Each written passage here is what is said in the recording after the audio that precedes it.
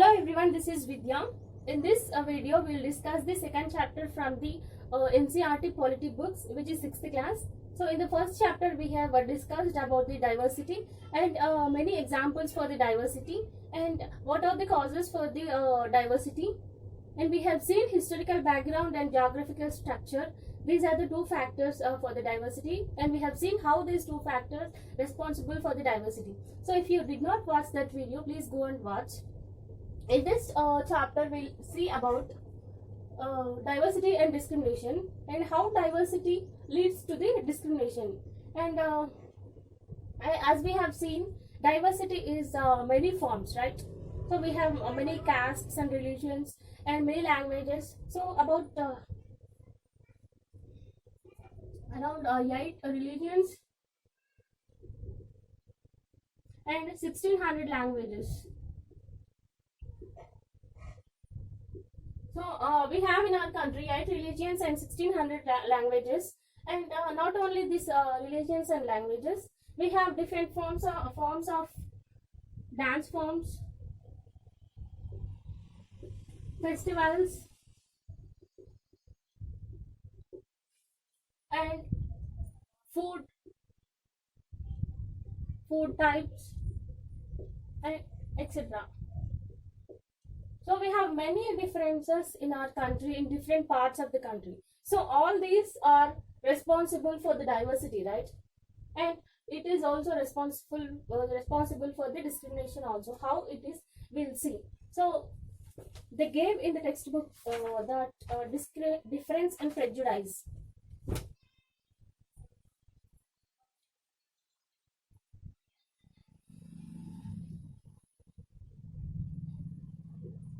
Prejudice, it means that judging people negatively.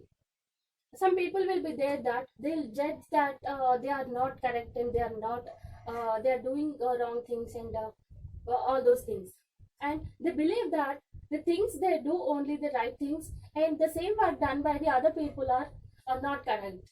And they say that some people say that English is the best language, right?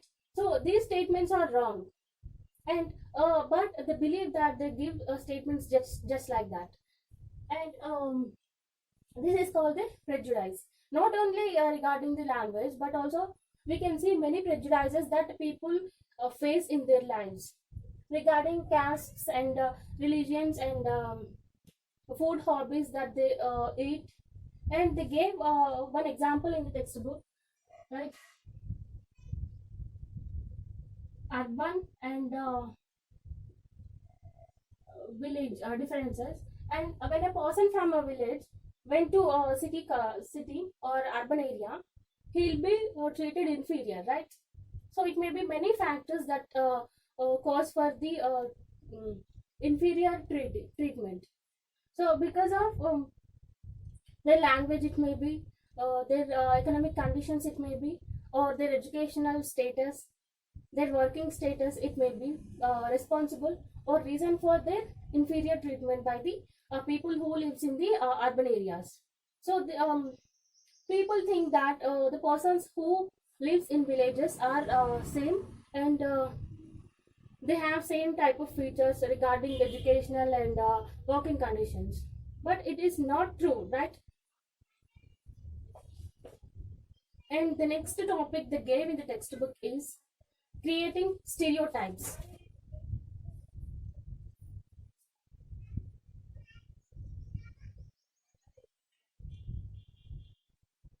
Stereotypes, in a simple words, I would like to tell that, for example, I'll tell collecting some factors from one person who belongs to some set of group and assigning the same factors to the other person who belongs to the same group.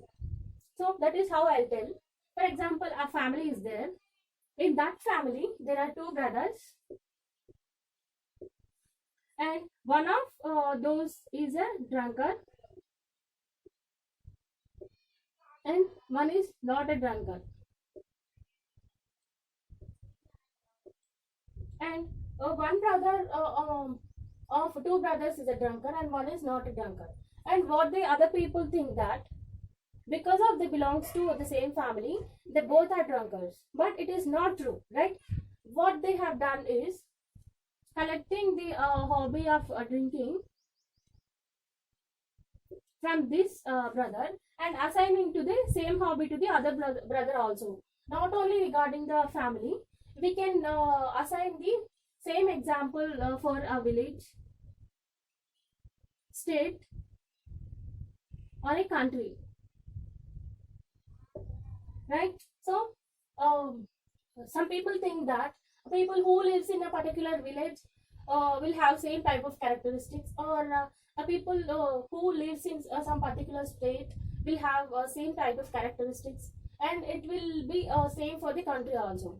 But this is not the correct. But stereotypes means assigning the same characteristics to the other people also who belongs to the same type of same set of group.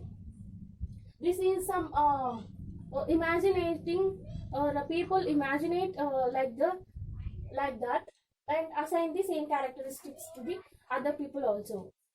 And here in the textbook they gave an example regarding a boy and the girl child.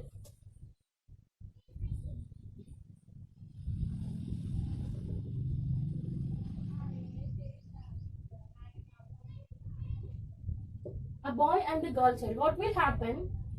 Oh, from the childhood itself, in many families we are seeing that from the childhood itself, a boy will be treated as a brave person, and what the parents will say that you should not cry and you should be brave, and like that they give the statements like that from their childhood. And what the boy will think that, oh, I should be brave and I should not cry.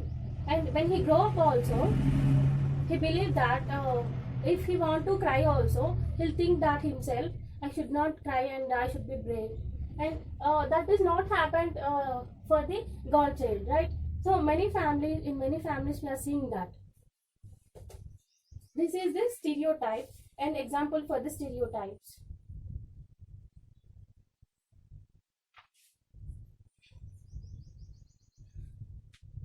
And the next topic they gave is inequality and discrimination.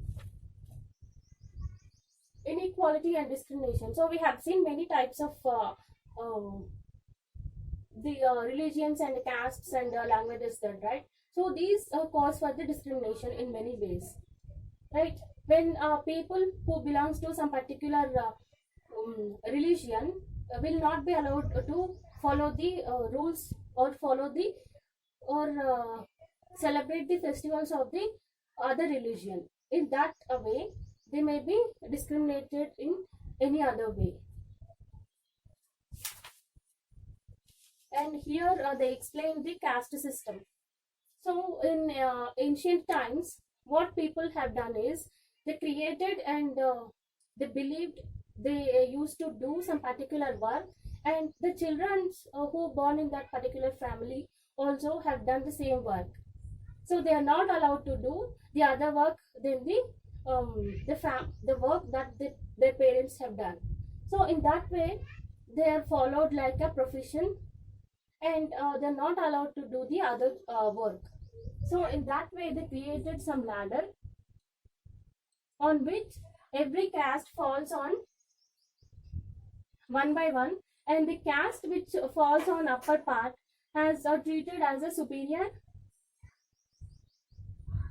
and the caste which falls on bottom part treated as inferior.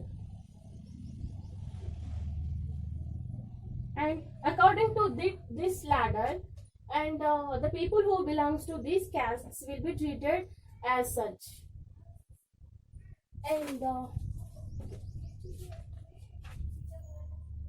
the next topic is about, they gave some simple story about Dr. Bhimrao Ambedkar, and he is the person who experienced discrimination against the caste. And when he was 16 years old, he traveled to Maharashtra to meet his father along with his cousins and brothers. And while traveling, they met a station master, and the station master thought that by seeing their get-ups, that he thought that they belongs to the upper family, upper caste. And when he asked them, which type of caste do you belongs to, he asked that, and they said that we belongs to Mahar's family. Bhimrao Ambedkar's belongs to is a Bhimrao Ambedkar belongs to Mahar's family. And after saying that, the station master went away, stunned, and went away from that place. And these people, Bhimrao Ambedkar and his cousins, don't know about the um, place, that particular place, and how to go to that place. And um, they were they were discriminated because of their caste. So this is a simple story, and they gave in the textbook, and we can understand through this how caste system, and how some castes will be treated as inferior, and due to that inferiority, how many difficulties that people will face. They gave a brief story about the Ambedkar, and he born in the year of 1891 and expired in 1956, and he considered as a leader of Dalits and father of constitution, and he fought for the equality for Dalits, and he belongs to Mahar caste, and which is treated as untouchable in the Bombay presidency. And basically these people who belongs to the Mahas caste were poor and owned no land. And Ambedkar is the first person from his caste who completed the college education and went to London for the studying law. And he always used to believe and say that to the other people that send their children to school and college. And he also urged Dalits to take on different kinds of government jobs in order to move out of the caste system. And he also, in the last part of his life, searched for the type of religion which treats everybody equally, and he found that Buddhism is a religion which treats everybody equally, and later he converted to the Buddhism. And the next topic is about striving for equality. So after all these struggles by many leaders, finally we have free from the British rule, and also not only for a freedom. In that, at that time, leaders also thought for the equality. So in ancient times, what happened is women were treated unequally. As we know, women were not allowed to vote for the representatives also. But later on, after many struggles, women also treated equally by many struggles by many leaders.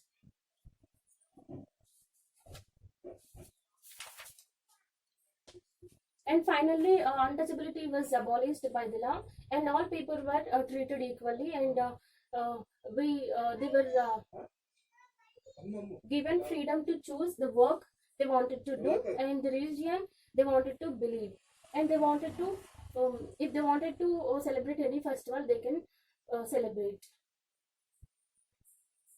And that is why, though we have this many types of differences and this many types of religions and castes and many forms of differences in our country, though we are unite, and India is a unity in diversity, right? We have seen in the first chapter. So that is why India is a secular country.